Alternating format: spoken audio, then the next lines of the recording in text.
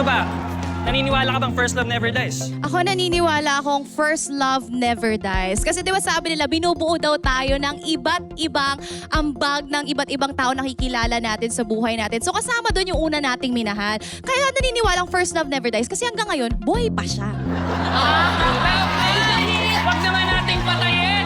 Pero si Boss, feeling ko para may eksena na doon. Ako naman na ay naniniwala na ang first love ay namamatay. Yes. Dahil kung may first love, may second love, may third love, may fifth love, may 37th love hanggang mahanap mo ang true love.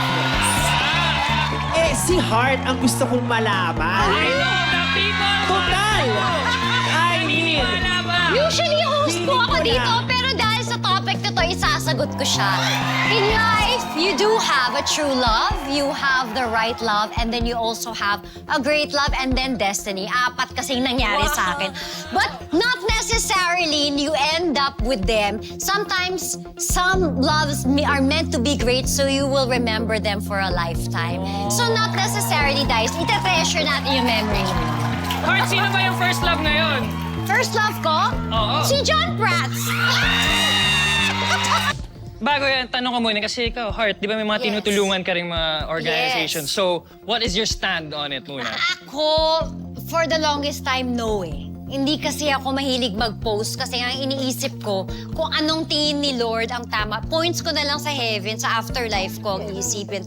But, bilang we are also public figures, in a sense, it's good to create awareness for certain organizations. So, from time to time, it's a yes. There's strength, tama. Thank you very Sabi ni Miss much. Eugene. Tanungin natin ang nag-iisang Juice Joy. Ikaw, anong opinion mo dito?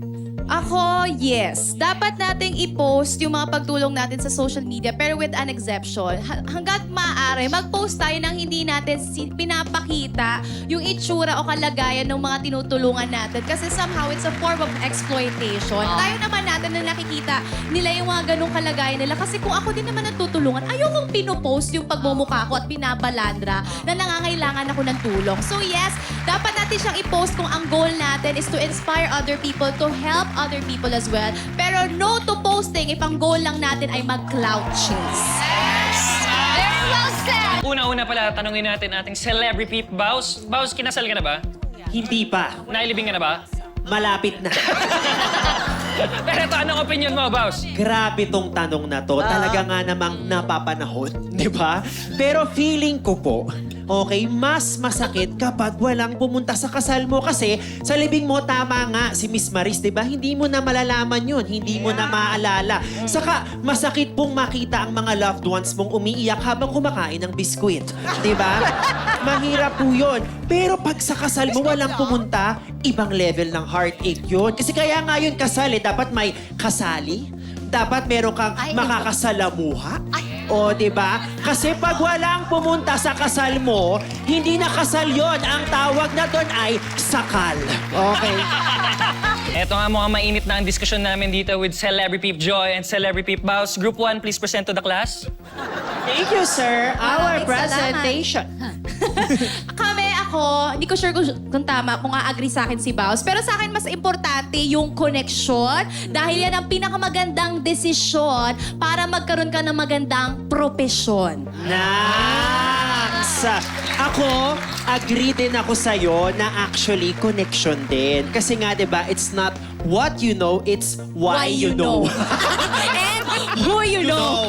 No, pero kasi yung connection na yon, it's also the person who can best appreciate yung inaral mo, yung experience mo. So, hinahanap mo rin yung taong talagang marirecognize yung skills and talents mo para nga makuha mo ang iyong profession. At saka parte ng edukasyon yan tinuturo sa atin, bata pa lang tayo, learn how to make connections. Yes, pag hindi nagbayad, meron kang disconnection notice. Ang galing, ha? No.